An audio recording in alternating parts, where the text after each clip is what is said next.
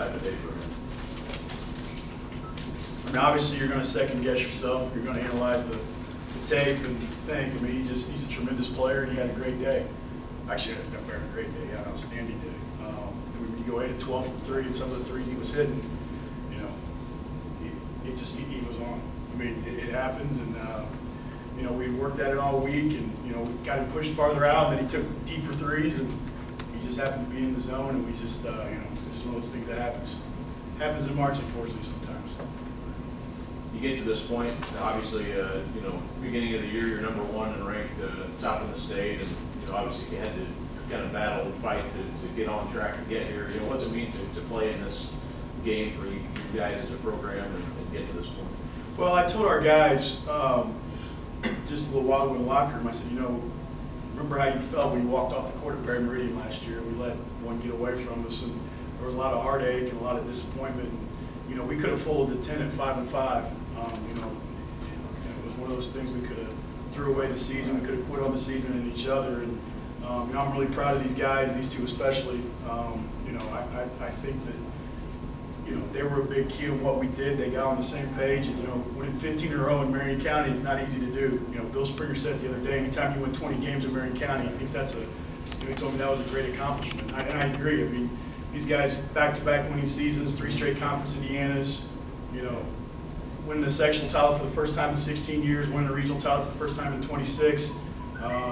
You know, I think it gave a lot of pride to the South Side. It really did. And, I know these guys. I told them, I said, you know, they've left their legacy. The seniors have left their legacy. They're going from 1-19 to, you know, 23-3 last year, and then 22-7 this year. So I know they got a lot to be proud of, and obviously we're disappointed with the outcome today, but I think they still can hold their heads high. Joey, do you walk away feeling you guys could have done anything different with Langford today? Or? I think when someone scores that many points after the game, you probably definitely cross your mind. You could have done something differently. I mean, he's a heck of a player. You know, my hat's off to him for how well he played tonight. I wouldn't be mad if he came to Butler. Coach Holden gets on that. Yeah, I would be upset if Romeo ended up at Butler and Hinkle with me. So I'll probably get on the summer and on that now. It's my next question. Joey, every time you guys made a run, you got close within striking range.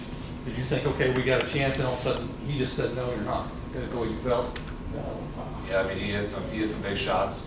Got the, you know, when we got our crowd back into it, and then, you know, he did a big shot, and you know, their crowd would get back into it, and they'd start going crazy.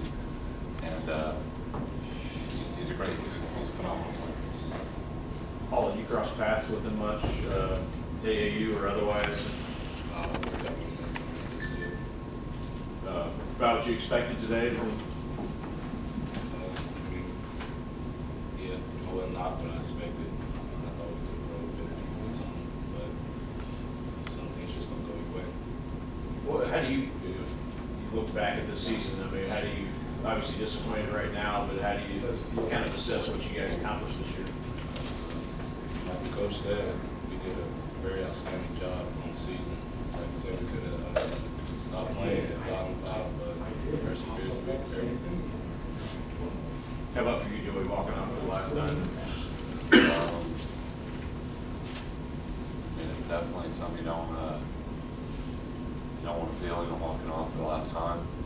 I will say though, games like today are what you dream about. I remember dreaming about it as a 5th grader in my backyard once in the middle of winter, and you got closed on because it's so cold.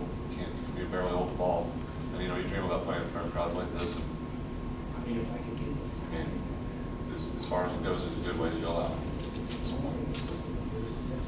Speaking of the crowd, how was it early in the game playing in front of that type of energy? Electric. I mean, it was. Well, I told our guys before the game, I mean, you know, every game we played, I told them I felt like they've been prepared for this moment. You know, and we talked about it last week. We talked about it in the section. You look at our schedule the way it was this year. Even last year, we played Evansville Rights, and I think some of you attended that game. There was 8,000 fans there, 7,500 fans there at Southport Fieldhouse. So I mean, for our guys to say, okay, getting caught up in the moment, playing a loud game. I mean, we did that last season. So, you know, it is what it is. I mean, you know, I think Romeo is a tremendous player, and you know, I think he had one of those days people will be talking about, but I also think what we did, people will be talking about for a while on the south side, that's for sure. I think that's the most important thing.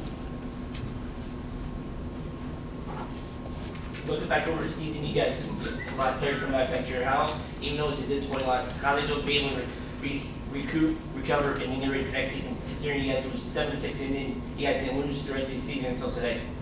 Well, I mean, it's been 2 months since we lost. I mean, we've won 9 on the road going until today. And some of those were really tough road games. I mean, we ended Evansville Wrights' 2-year home winning streak, and we won conference on the road at Terre Haute South. And, it's just one of those things. You just got, it'll take a little time, just like everything does. But, we'll go back and we'll look at the film and we'll sit down and with the underclassmen in the off season, and we just know we got to do some things to get better to try to get that next step.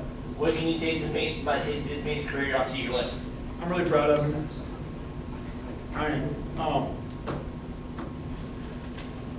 He's a special young man, and we've been through a lot together. Building this program hasn't been easy.